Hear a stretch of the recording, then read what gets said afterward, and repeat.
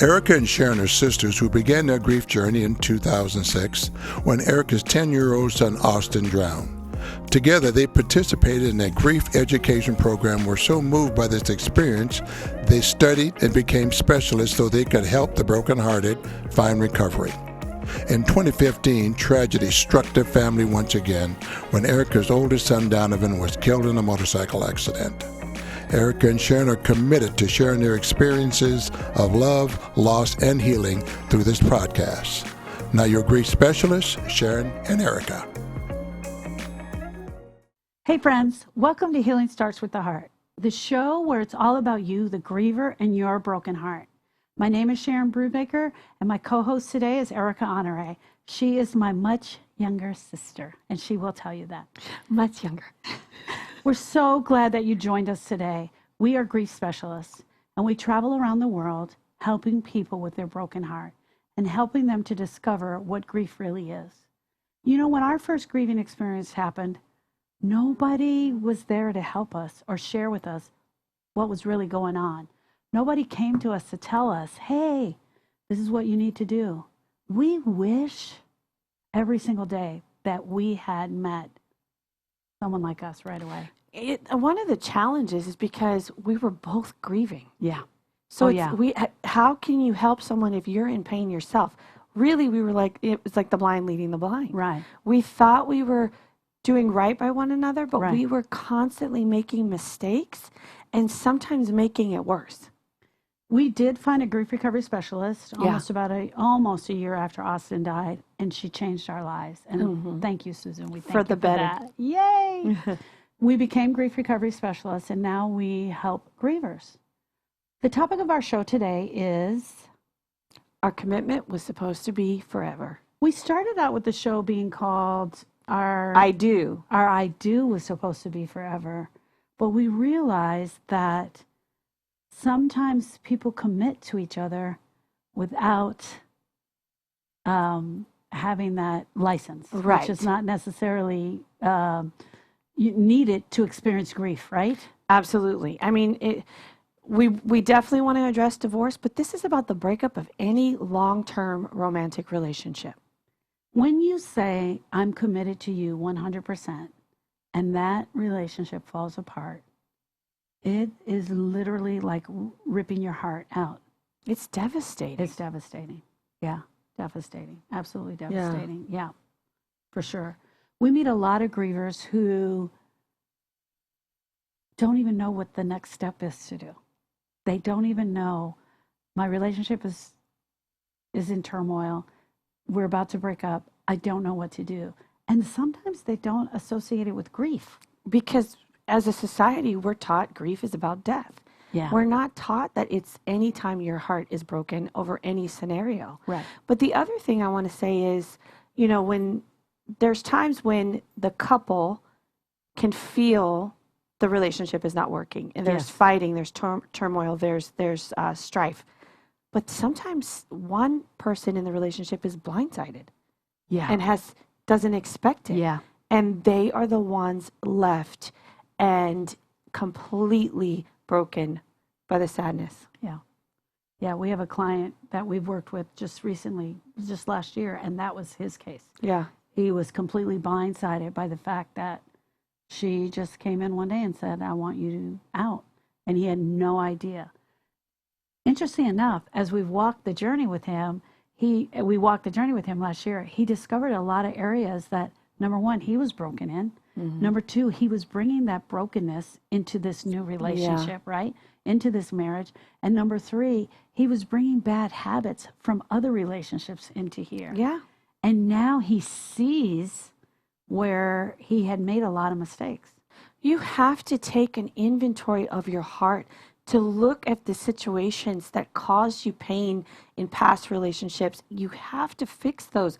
Otherwise, you're just on this cycle of, you know, bad habit after bad habit in every single new relationship you get involved in. Absolutely, 100%.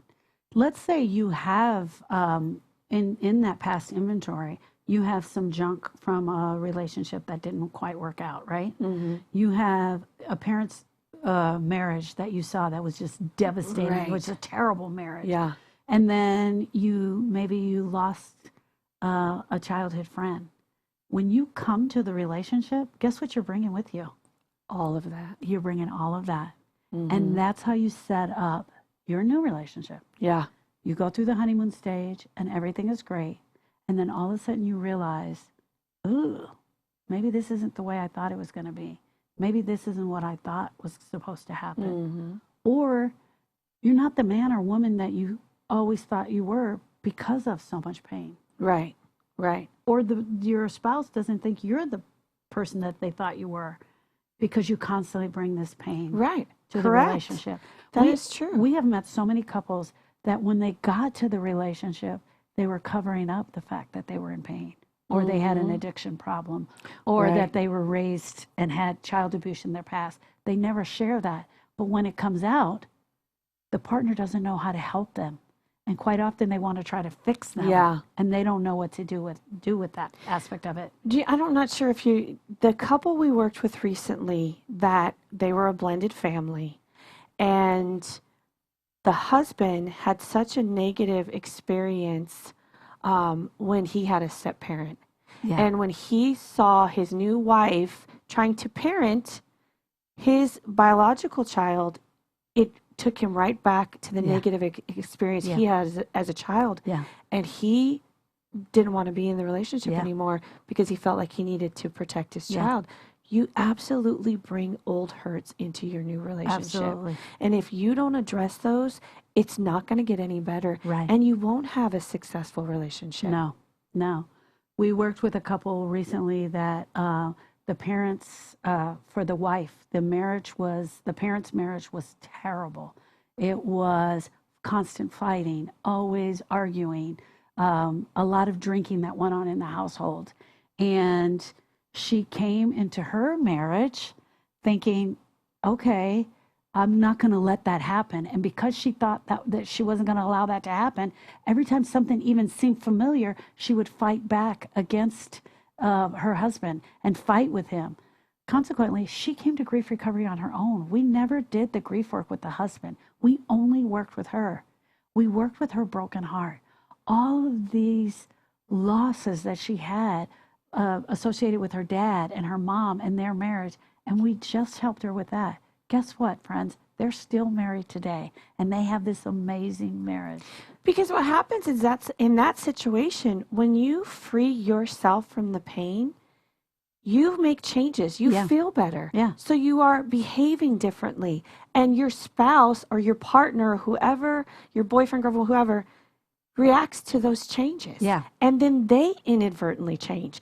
Ideally, yes, it'd be great if both people participated in grief recovery, but it doesn't have to be that way in order for the relationship to still be a success. Absolutely. I have grievers that women and men, we've had both, that just come in and work on their own brokenness. They can step back into the relationship, and the relationship is anew. Right. Because all of the junk that they were bringing up, the arguing that they were doing because he didn't take out the trash on the right day, because her dad always took out the trash on that day, that's not there anymore. Right. Recovery is an inside job. Recovery is about what's broken in your heart. It is not about you as a couple. Correct. It is not about your marriage. It is not about your relationship, your commitment. It is about you. Yeah. Yeah. You have to fix yourself. And hopefully in doing so, you will inspire your partner to want to do the same. Yeah, absolutely. We've worked with couples recently where I had just put a post up, and a lady responded to the post. And the post was on forgiveness. And she contacted me and said, hey, how does this forgiveness thing work? Long story short, I started working with her. Erica started working with the husband. Their marriage is back on track. Right. They Right. both had so much junk. Right. Right? Yeah. They had so much junk that they were bringing to the table. We don't realize that what people call junk or leftover bags of Baggage. rocks or baggage is loss. Yeah. And pain. It's brokenness. Yeah. It's incompleteness. Right. Right. It's incompleteness. I think that it is so important to get this message and to drive this home again. If you are in a relationship that has broken up, you are grieving. Yeah. It's not a question. I'm telling you for a fact, you're grieving. Yes, You you don't are. have to ask if am I grieving. If you have broken up from your relationship, your heart is broken. You're Yeah. sad. And just like all the other episodes where we talk about grief as a result of a death, you still have work to do. Yes. You have to mend your heart Yeah. before you can move on into a successful relationship and really be a better quality human. For sure. There's another aspect that happens. We had a client, a woman, come to us this year, and her husband were in marriage therapy, but she wasn't really sure she was going to stay with the marriage. And so one of the things we do, we often tell, first of all, we don't do marriage therapy. We don't do it. Right. We only do grief recovery. So we can't make that decision for you, and we cannot help you make that decision. That decision you have to make yourself. Completely. And so the instructions we give our clients is this: do not make a decision until you're done with your grief work. That's right. Do your own personal grief work before you make any life-changing decisions. And she was a beautiful woman, and we loved working with her. We would laugh so much on just as a girlfriend and a sister relationship that we built together. But she got down into the trenches and she did the hard work.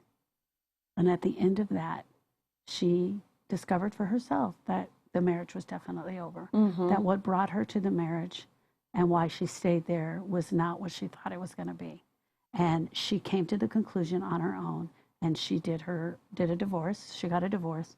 And about 6 months after the divorce was final, she came back and grieved the divorce with us. Right. Her final step. And so this doesn't always save every marriage, but it is a great tool if you want it to be. Oh my gosh, yes. And if you've made the decision to move on, it is also a great tool. Yes, because when you come out of a relationship, of course you're sad and you're heartbroken over it, but there's still automatically that hope for something better in the future. Yeah. You hope to have